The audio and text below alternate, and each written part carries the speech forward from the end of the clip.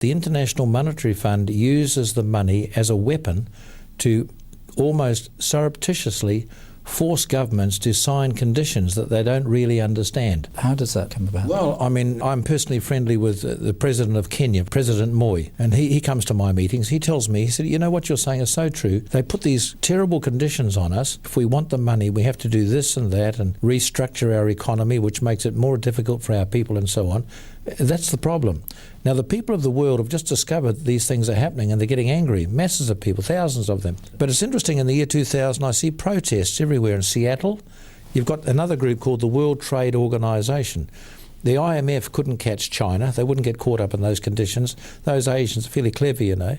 They just wouldn't go along with the plan because they know as soon as you borrow from the IMF, you sign the conditions. China said, no, thank you. We'll plug along as we are. Mahathir has also resisted the IMF. They said, we don't want you.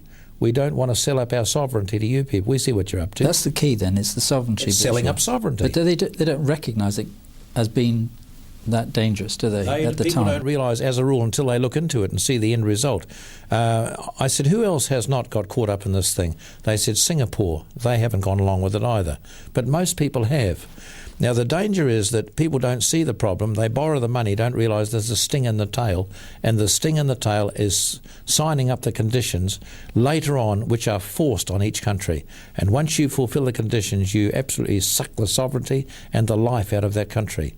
Now, to catch China, what did they do? They caught them up in the World Trade Organization, which is very similar.